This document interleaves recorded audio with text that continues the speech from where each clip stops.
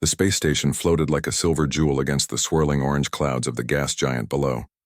Dr. Sarah Chen pressed her face to the small window of the transport shuttle and watched the massive structure grow larger as they approached. The Xenolinguistic Institute was famous across the galaxy. Every year, the brightest minds from dozens of worlds came here to take the ultimate test of intelligence.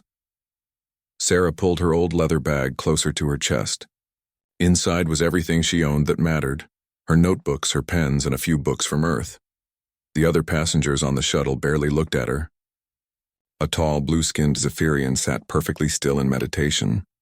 3 synthetic beings stood motionless, their silver bodies humming quietly as they processed data. A creature that looked like living crystal sang soft notes to itself. The shuttle docked with a soft bump. Sarah followed the others through the airlock and into the station. The halls were huge and filled with beings she had only seen in textbooks. Some floated instead of walking. Others had too many arms or eyes that glowed in the dark. A few spoke in musical tones that made the air shimmer. "Welcome to the Institute," said a voice in perfect English. Sarah turned to see a tall figure in flowing robes approaching her. The being had 4 arms and skin that shifted between purple and green. "I am Dr. Kethera of the Vorthan Empire. You must be the human representative." Sarah nodded and tried not to stare. Dr. Kethera was over 3,000 years old, according to the files Sarah had read. Her people had been exploring space since before humans discovered fire. "Yes, I'm Dr. Sarah Chen from Earth," she said, offering her hand. Dr. Kethera looked at it curiously for a moment, then carefully shook it with one of her 4 hands. "How interesting," Dr. Kethera said. "Physical contact is greeting. Most unusual among spacefaring species." She gestured down the hall with another hand. "Come, the other candidates are gathering." They walked through corridors lined with displays showing the history of galactic civilization. Sarah saw images of great wars, first contact between species, and the rise and fall of empires. But one display caught her attention more than the others. It showed a single stone tablet covered in strange flowing symbols. "The predecessor script," Dr. Kethera said, noticing Sarah's interest. "The reason you are all here." "How long has it been since anyone decoded it?" Sarah asked. 3,217 years, Dr. Kethera replied. "The last serious attempt was by the Zephyrian Collective. They spent 4 centuries on it before giving up." Sarah stared at the image. The symbols seemed to dance and shift when she looked at them directly. They reminded her of something, but she could not quite place what. They entered a large chamber where dozens of beings waited. Sarah had never seen so many different species in one place. Some breathed different gases and wore environment suits. Others existed as pure energy contained in special fields. A few were so alien that Sarah could not even tell which end was their head. "Beings of the galaxy," Dr. Kethera announced, her voice carrying to every corner of the room. "Welcome to this year's Predecessor Script Challenge. For over 3 millennia, the greatest minds of our civilizations have tried to decode the writings left by our mysterious predecessors. Today, perhaps one of you will succeed where all others have failed." Excited whispers filled the room in dozens of languages. Sarah heard mechanical clicking from the synthetic delegation, harmonic vibrations from the crystalline hegemony, and musical trills from beings she could not identify. "The rules are simple," Dr. Kethera continued. "You will have access to the original artifact for 6 hours. You may use any tools or methods you choose. The first to provide a complete and accurate translation will bring great honor to their species and earn immediate senior status in the Galactic Council." A massive door opened at the far end of the chamber. Beyond it, Sarah could see a smaller room with a single pedestal in the center. On the pedestal sat a crystalline tablet about the size of a book. Even from this distance, she could see symbols covering its surface. "The artifact has been preserved using the most advanced techniques known to galactic science," Dr. Kethera explained. "It has been quantum stabilized, molecularly reinforced and enhanced for optimal viewing.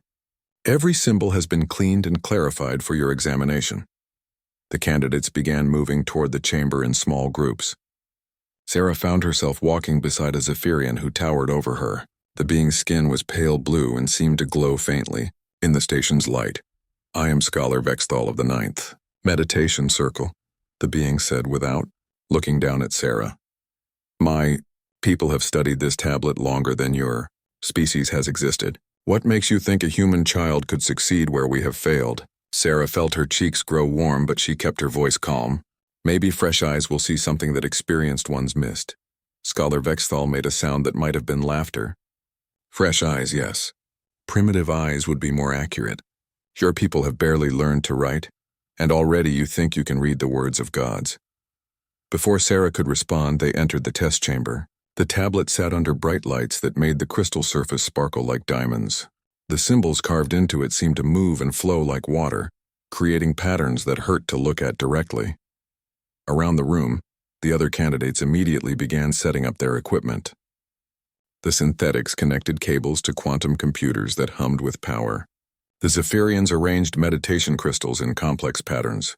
The crystalline hegemony's representative began singing mathematical equations that made the air vibrate. Sarah walked slowly around the pedestal, studying the tablet from different angles. The symbols were beautiful in a way that reminded her of Arabic calligraphy or Chinese brush painting. But there was something else, something that made her think of handwritten letters from her grandmother. She pulled out her notebook and opened it to a fresh page. Then she took her favorite pen from her pocket, an old fountain pen her father had given her when she started college. The other candidates stopped what they were doing and stared. "Is the human having some kind of breakdown?" asked a mechanical voice from the synthetic group. "Her behavior appears irrational. Perhaps she does not understand the gravity of the situation," Scholar Vexthal said. "This is not a classroom exercise, human. This is the greatest challenge in galactic history." Sarah ignored them and began to sketch the first symbol in her notebook. Her hand moved slowly, carefully tracing each curve and line. As she drew, she noticed things that the enhanced displays had not shown her. There were tiny variations in the lines, places where the carver had hesitated or pressed harder. "Dr. Chen?" Dr. Kethara approached her. "Are you quite well? The other candidates are using the most advanced analysis techniques available. Perhaps you would like us to provide you with some basic equipment?" Sarah looked up from her notebook. Around the room, massive computers calculated probability matrices while crystal beings sang mathematical formulas that would have made Earth's greatest minds weep with joy. Energy fields pulsed as alien technologies beyond human understanding worked to crack the code that had puzzled the galaxy for millennia. "I'm fine. Thank you," Sarah said, turning back to her simple pen and paper. "I just want to understand what the person who wrote this was really trying to say." 2 hours had passed since the test began. The chamber hummed with the sound of advanced technology working at full power. Quantum computers processed millions of symbol combinations every second.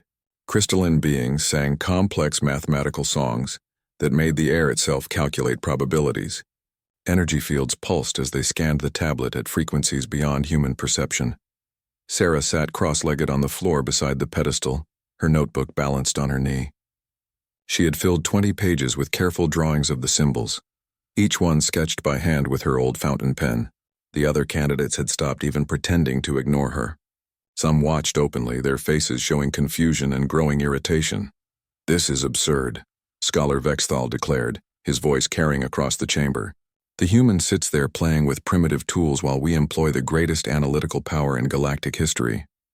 How can the Institute allow such mockery?" The synthetic delegation's leader, Unit Prime 7749, turned its silver head toward Sarah. Red lights flickered behind its optical sensors as it processed her behavior. "Analysis of human actions suggests either severe psychological distress or complete misunderstanding of task parameters. Recommend removal from testing environment." Sarah continued sketching, but she could feel dozens of alien eyes watching her. A creature that looked like living liquid metal flowed closer to examine her work. It spoke in a voice like silver bells ringing. "Fascinating. The human appears to be manually reproducing the symbols with remarkable accuracy. But why? What purpose could this serve?" Dr. Kethara approached Sarah's makeshift workspace. Her forearms gestured with curiosity and concern. "Dr. Chen, perhaps you could explain your methodology? The other candidates are quite puzzled by your approach." Sarah looked up from her notebook. Around the room, she saw beings representing civilizations that had mastered space travel before her ancestors learned to make fire. They had technologies that could analyze matter at the quantum level, and computers that could process the sum total of human knowledge in microseconds. And they were all staring at her like she had lost her mind. "I'm trying to understand the person who wrote this," Sarah said simply. "Not just decode the symbols, but understand who they were and what they were feeling when they carved these words." A sound like breaking glass came from the crystalline hegemony's representative. It was laughing. Feelings, emotions. These are primitive concepts, human. The predecessors were an advanced civilization. Their writing would be logical, mathematical, perfect. There is no room for such messiness in advanced communication. Unit Prime 7749's lights blinked rapidly. Emotional content is irrelevant to linguistic analysis. Meaning exists independent of creator's psychological state. Human approach shows fundamental misunderstanding of communication theory. Sarah went back to her sketching, but she could not ignore the growing murmur of criticism around her. In a dozen different languages and frequencies, the other candidates discussed her methods. Some thought she was wasting time. Others wondered if humans were simply too primitive to understand the true nature of the challenge. "Look at her tools," said a being that resembled a floating jellyfish. "Liquid ink on processed plant matter. How can such crude instruments produce meaningful analysis?" "Perhaps this is how humans always approach problems," Scholar Vexthal suggested. "With primitive instinct rather than logical thought. It explains much about their short and violent history." Sarah's hand tightened on her pen, but she forced herself to stay calm. She had dealt with academic arrogance before, though never from aliens who could disintegrate her with a thought. She finished sketching another symbol and compared it to the original on the tablet. That was when she noticed something strange. The symbol on the tablet was perfectly formed, each line exact and precise. But in her sketch, she had unconsciously added tiny variations, places where her hand had trembled slightly, or where the pen had caught on the paper. These small imperfections reminded her of something important. She thought about her grandmother's letters written in shaky handwriting that grew worse as arthritis stiffened her fingers. She remembered love notes from college boyfriends, rushed and messy but full of meaning. She thought about her own journal entries, how her handwriting changed depending on her mood. Neat when she was calm, wild when she was excited, tight when she was worried. "Dr. Cathara," Sarah said suddenly, "can I ask you something about the preservation process?" The ancient Vorthan scholar approached, her expression curious. "Of course, Dr. Chen. You said the tablet was enhanced for optimal viewing. What exactly does that mean?" Dr. Cathara gestured toward the crystalline artifact. "Standard preservation protocols. The symbols have been cleaned of any erosion or damage. Quantum stabilization prevents further decay. Molecular enhancement has corrected any imperfections in the original carving. The result is a perfect representation of what the predecessors intended to communicate." Sarah stared at the tablet with new understanding. "So you've made it perfect. You've removed all the flaws and inconsistencies." "Naturally," Dr. Cathara said, looking puzzled. "Why would we want to preserve mistakes and damage? The goal is to recover the original message in its purest form." Around the room, the other candidates had grown quiet. They sensed something changing in the conversation, though they could not yet understand what. Sarah stood up slowly, her notebook still in her hand. What if the mistakes weren't mistakes? What if the imperfections were part of the message? Scholar Vexthal's blue skin darkened with irritation. Impossible. Advanced civilizations do not make errors in their most important communications. The predecessors were beings of pure logic and perfect knowledge. "How do you know that?" Sarah asked. "Have you ever read anything they actually wrote, or only these cleaned-up, perfected versions?" Unit Prime 7749's lights strobed rapidly. Query unclear. All available predecessor texts have undergone standard preservation enhancement. Raw artifacts are too degraded for analysis. Sarah felt her heart beginning to race. An idea was forming in her mind, crazy and impossible, but growing stronger every second. "Dr. Cathara, do you still have the original tablet? The one before any enhancement or cleaning?" The chamber fell completely silent. Even the humming of the quantum computers seemed muted. Dr. Cathara's four hands moved nervously as she considered the question. "Well, yes, the original artifact is stored in the deep vaults. But Dr. Chen, it has been deemed too damaged for meaningful study. Centuries of exposure have left it badly worn. Many symbols are partially obscured or distorted. It would be impossible to derive accurate readings from such a degraded source." Sarah looked around the room at all the advanced beings and their incredible machines.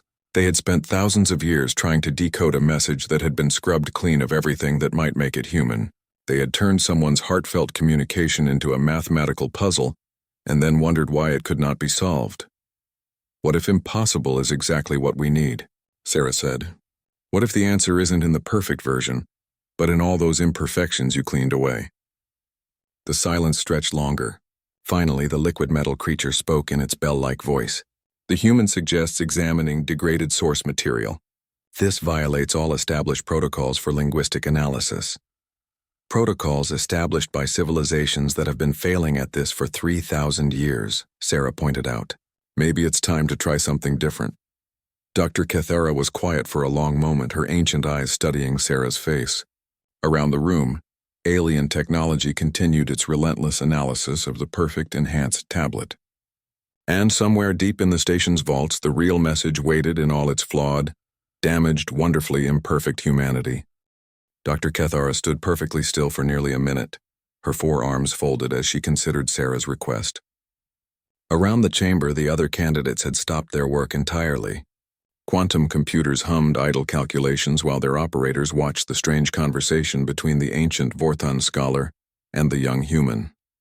You wish to examine the original, unenhanced artifact, Dr. Cathara said slowly, the one that has been sealed in the deep vaults for over 1,000 years because it was considered too damaged for meaningful study.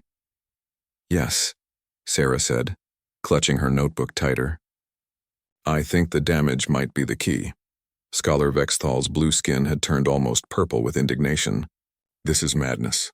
The human wants to examine inferior source material, while superior enhanced versions are available. It violates every principle of scientific analysis.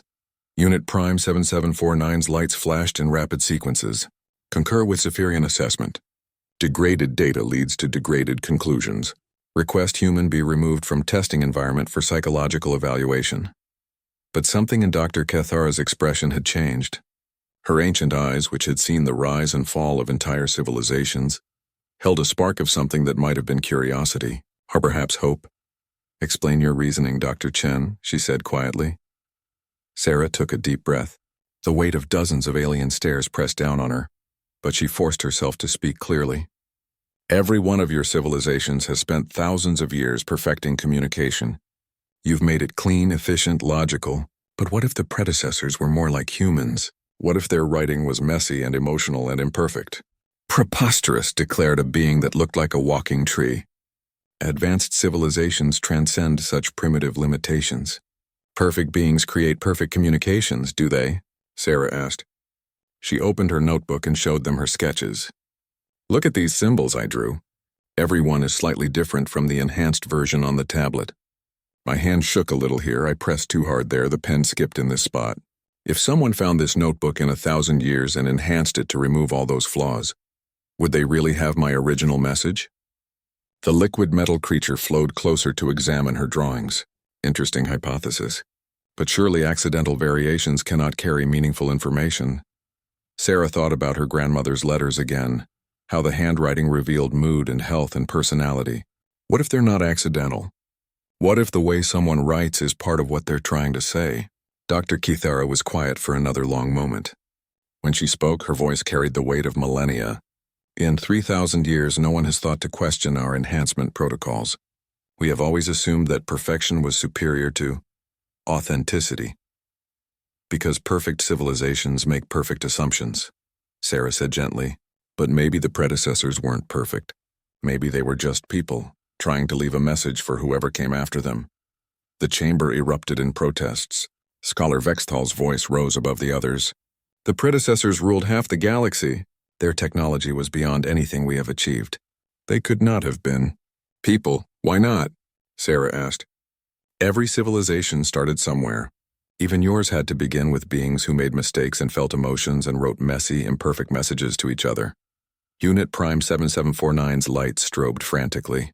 Emotional content irrelevant to advanced communication. Efficient civilizations eliminate unnecessary variables from data transmission. Maybe that's the problem, Sarah said. Maybe you've all become so efficient that you've forgotten how to be human. She paused, realizing what she had said. I mean, how to be genuine, real, imperfect in meaningful ways. A new voice joined the conversation. It came from a being Sarah had barely noticed before, a small crystalline creature that had been silent throughout the entire test. When it spoke, its voice was like wind chimes in a gentle breeze. The human raises an intriguing point, it said. My people are among the oldest in the galaxy. We have observed the rise of many civilizations. All follow similar patterns. They begin with chaos and emotion, then evolve toward order and logic. Perhaps we have all evolved past the ability to understand our own ancestors. Dr. Cathara turned to face the small crystal being. Elder Silthus, you have been silent until now. What are your thoughts on this matter? Elder Silthus chimed softly. I remember when my people first achieved spaceflight. Our early messages were filled with wonder, fear, hope, desperation. We wrote with our entire beings, not just our minds. Over the millennia, we learned to communicate more efficiently. But perhaps we lost something important in the process. The chamber fell quiet again. Sarah could see uncertainty growing on many faces, or what she assumed were faces on the more alien beings. Even Scholar Vexthal seemed less certain of his position. The archives, Dr. Cathara said suddenly. Elder Silthus, you have access to the oldest records in your species' history. Are any preserved in their original, unenhanced form? Elder Silthus's crystalline form dimmed slightly. A few. They are considered curiosities, historical artifacts too primitive for serious study. But yes, they exist. And when you read them, Sarah asked, do they feel different from modern communications? They feel... Elder Silthus paused, searching for words. They feel alive, desperate, real in a way that our current writing does not. But we assumed this was simply because our ancestors were less sophisticated. Sarah closed her notebook and looked around the chamber. What if they weren't less sophisticated? What if they were just more honest about being imperfect? Dr. Cathara moved to a control panel near the chamber wall. Her 4 hands danced over the interface as she accessed the station's deepest archives. According to these records, the original predecessor tablet has been in storage for 1,143 years. It has never been fully analyzed because the damage was deemed too extensive. But it's still there? Sarah asked. Yes, but Dr. Chen, you must understand, if we bring it out, we cannot enhance it without destroying whatever damage patterns might exist. You would be working with a severely degraded artifact. Many symbols are partially worn away. Others may be completely obscured. Sarah thought about trying to read her grandmother's final letter, written with a hand so shaky that many words were barely legible. She had treasured it precisely because of those imperfections. They told the story of a woman fighting to share her love one last time. Sometimes the most important messages are the hardest to read, she said, but that doesn't mean they're not worth reading. Dr. Cathara's expression was unreadable. Around the chamber, advanced civilizations waited for her decision. Finally, she touched a sequence on the control panel. Very well, Dr. Chen. You shall have your original artifact. But know this. If you are wrong, if there is nothing to be gained from examining damaged material, you will have wasted the greatest opportunity in galactic history. Sarah nodded, feeling the weight of responsibility settle on her shoulders. And if I'm right? Dr. Cathara's ancient eyes met hers. If you are right, Dr. Chen, then every civilization in this galaxy has been making the same mistake for thousands of years. We have been so busy perfecting the message that we forgot to listen to the messenger. The deep vault doors opened with a sound like thunder rolling through the station. Dr. Cathara led the procession down corridors that had not seen visitors in centuries. Emergency lighting flickered to life as they passed, casting long shadows on walls lined with the galaxy's most precious artifacts. Behind them came the other candidates, their earlier protests replaced by curious silence. Even Scholar Vexthal had abandoned his quantum computers to witness whatever would happen next. Unit Prime 7749 recorded everything with dozens of sensors, while Elder Silthus chimed softly with what might have been anticipation. The original artifacts are stored in temporal stasis fields, Dr. Cathara explained as they walked. This preserves them exactly as they were when first discovered, but it also means they cannot be enhanced or repaired. What you see is what was found on the dead world of Predecessor Alpha, 3,000 years ago. Sarah clutched her notebook and pen tighter. The weight of galactic history pressed down around her like the darkness between the emergency lights. She tried not to think about the thousands of brilliant minds that had failed at this task before her. They reached a circular chamber dominated by a single stasis field generator. Inside the shimmering energy barrier sat a stone tablet that made Sarah's heart skip. Where the enhanced version had been perfect crystal with flowing, beautiful symbols, this original was clearly ancient and damaged. Cracks ran through the stone. Large sections were worn smooth by time. Many symbols were only partially visible. But even through the damage, Sarah could see something the enhanced version had hidden. The symbols were not carved with mechanical precision. They varied in depth and width. Some lines were confident and bold, others hesitant and thin. In several places it looked like the carver had started a symbol, stopped and tried again. There, Dr. Cathara said, deactivating the stasis field. The original predecessor tablet in all its damaged glory.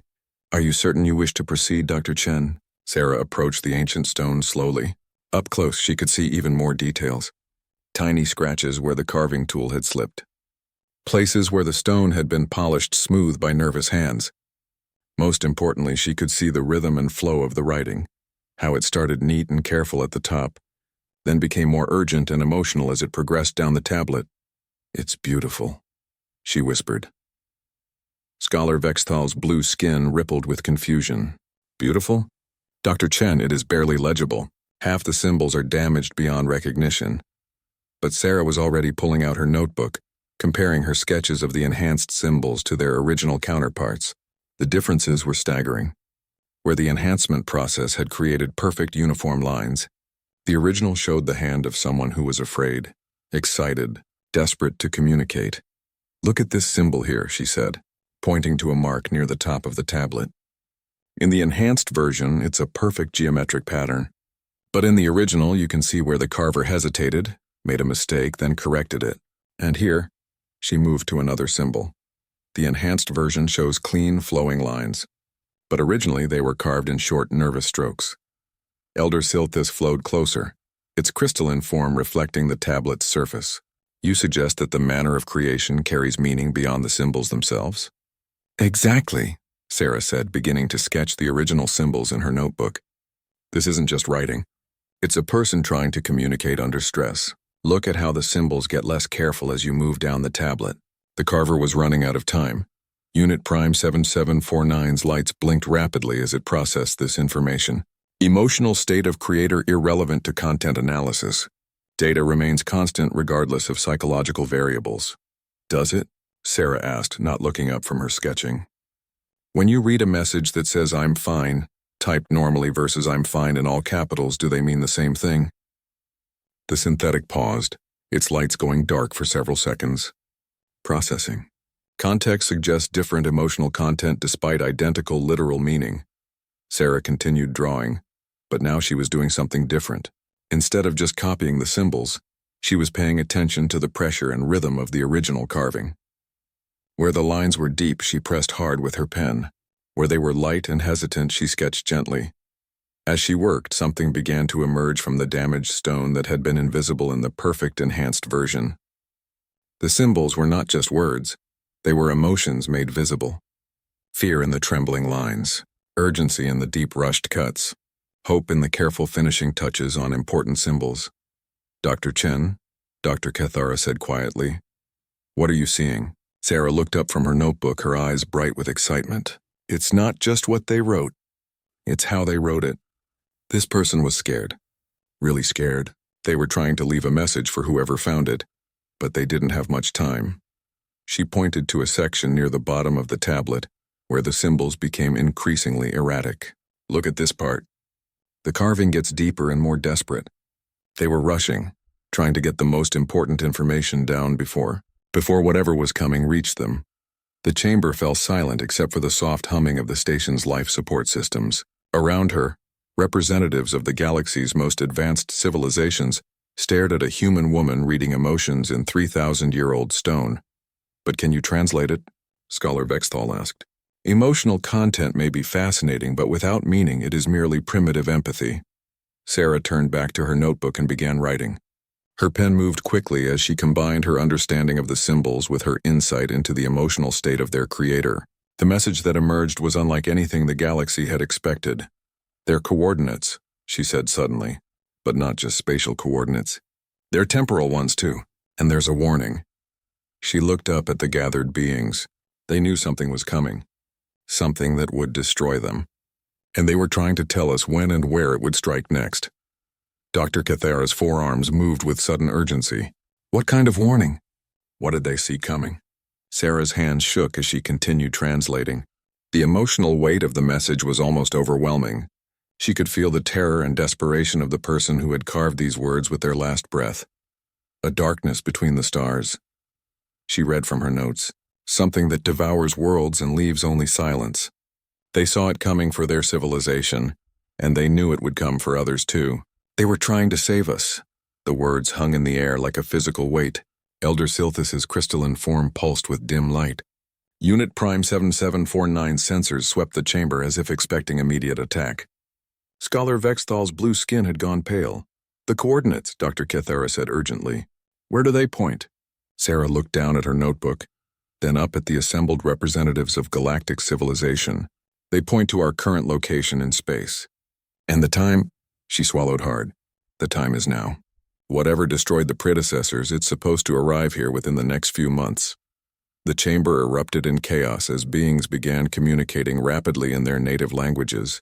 But through it all, Sarah stared at the ancient tablet and felt a connection across 3,000 years to someone who had died trying to warn them. Someone who had been just as imperfect and afraid and desperately human as she was. "Thank you," she whispered to the stone. "I hear you." The emergency session of the Galactic Council convened 6 hours after Sarah's translation. Representatives from hundreds of worlds filled the great assembly hall aboard the Institute station. The air hummed with translation devices working in overdrive as beings spoke in frequencies ranging from subsonic to ultrasonic. Sarah sat in the center of the hall, her notebook open on the podium before her. She had never felt so small or so important at the same time. Around her, civilizations that had ruled space for millions of years waited to hear what a human with a fountain pen had discovered in damaged stone.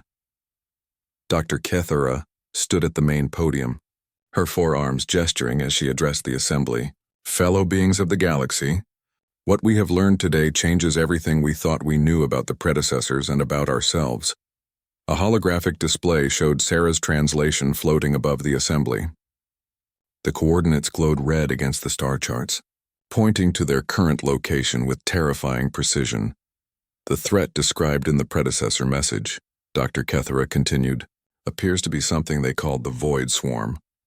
According to the translation, it moves through space consuming entire civilizations, leaving behind only empty worlds and silence." Panic spread through the assembly like wildfire. Representatives shouted questions in dozens of languages. Some demanded military mobilization. Others called for immediate evacuation. A few suggested the human translation was wrong.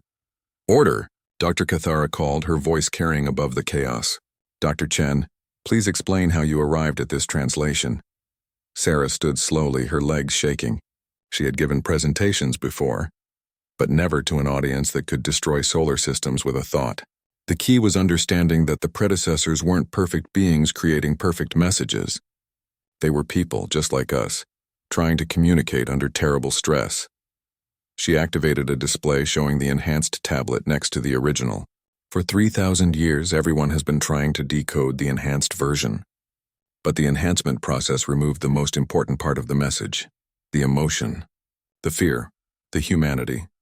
Scholar Vexthal rose from his delegation section. "You speak of humanity as if it were a virtue. Emotion clouds judgment. Logic brings clarity. How can primitive feelings improve understanding?" Sarah looked at her notebook, thinking of all the imperfect emotional messages that had shaped her life. Because sometimes logic isn't enough. Sometimes you need to feel what someone was feeling to understand what they were really trying to say. She pointed to a section of the original tablet. "Look at this symbol here. In the enhanced version, it's a simple geometric pattern meaning approach. But in the original, you can see where the carver's hand shook when they made it. They weren't just saying something was approaching, they were terrified of what was coming." Elder Silthus's crystalline form pulsed with soft light. The human suggests that emotional context provides additional layers of meaning beyond literal translation. "Exactly," Sarah said. "And once I understood how scared they were, I could see patterns in the rest of the message. They weren't writing a scientific report. They were writing a warning scrawled in desperate haste as their world died around them." Unit Prime 7749 approached the podium, its lights blinking in rapid calculation. Query: how can emotional analysis provide tactical information about approaching threat? Sarah pulled up another section of her translation, because fear makes people focus on what's most important. Look at how the message gets more frantic as it goes on. They spent the most time and effort on the coordinates and the timing. That tells us these are the most crucial pieces of information. A new voice interrupted from the assembly. It belonged to Fleet Admiral Zaraketh of the Hegemony Defense Force, a being that looked like a walking mountain of living rock. Assuming this translation is accurate, what exactly are we facing? The original predecessor civilization had technology far beyond anything we possess. What could destroy them so completely? Sarah's voice grew quiet as she read from her notes. According to the message, it's not a natural phenomenon or an enemy fleet.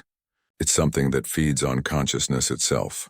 The predecessors called it the silence that devours. It doesn't just destroy civilizations, it erases them, leaving no trace that they ever existed. The assembly hall fell deathly quiet. Even the translation devices seemed to hum more softly. But there's more, Sarah continued. The predecessors thought they had found a way to fight it. They mentioned something called the Harmony Protocol, a way for different species to link their consciousness together to create something the Void Swarm couldn't consume. Admiral Zaraketh's rocky form rumbled with interest. Where are the details of this protocol? Sarah's expression fell. That's the problem. The message was carved in such desperation that they ran out of space. The last part is just fragments, scattered words about unity, diversity, and the strength found in imperfection. Scholar Vexthal's skin shifted to a darker blue. Imperfection again. How can flaws be strength against such a threat? But Elder Silthus was already moving toward the podium, its chimes ringing with sudden understanding. Perhaps that is exactly the point.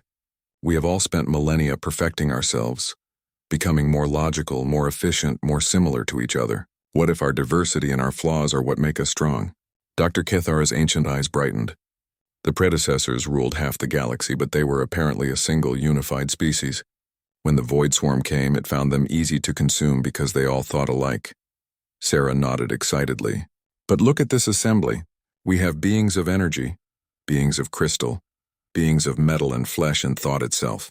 We argue and disagree and approach problems in completely different ways. Maybe that chaos is our strength. Admiral Zaraketh's voice rumbled like an earthquake. You suggest that our inability to unite, our constant conflicts and differences might actually protect us? Not protect us, Sarah said. Empower us. The message mentions harmony, not uniformity. Maybe the Harmony Protocol isn't about becoming the same, but about working together while staying different. Unit Prime 7749's lights strobed rapidly. Paradox detected. Efficiency requires standardization. Diversity creates inefficiency. Maybe inefficiency is the point, Sarah said. Maybe the Void Swarm can consume perfect civilizations because they're predictable. But how do you devour something that doesn't make sense, that's chaotic and contradictory, and beautifully imperfect? The assembly began to buzz with new energy. Representatives who had been arguing minutes before were now looking at each other with fresh eyes. The diversity that had been seen as a weakness might be their greatest asset. Dr. Kethara raised her forearms for attention. If Dr. Chen's interpretation is correct, then we have perhaps months to prepare for the greatest threat in galactic history. And our best hope lies not in perfecting ourselves, but in embracing everything that makes us different. Sarah looked around the assembly at the impossible variety of beings gathered there. Metal and flesh, energy and crystal, logic and emotion, all represented in one chaotic, argumentative, gloriously imperfect group. The predecessors left us a warning, she said. But more than that, they left us hope. They believed that someday, someone would be different enough to read their message, imperfect enough to understand what perfect beings could not. She closed her notebook and looked directly at Scholar Vexthal. You asked what makes humans think we could succeed where others failed. Maybe it's not that we're better. Maybe it's just that we're different. And maybe for the first time in galactic history, different is exactly what the universe needs. The assembly erupted in discussion as beings began planning their impossible defense. And in the center of it all, Sarah held her simple pen and smiled. Sometimes the most important breakthroughs came not from advanced technology or perfect logic, but from the beautiful, chaotic, wonderfully human ability to read between the lines and find meaning in imperfection. The Void Swarm was coming. But for the first time in 3,000 years, the galaxy had hope. Not because they were perfect, but because they were perfectly, gloriously, uniquely themselves.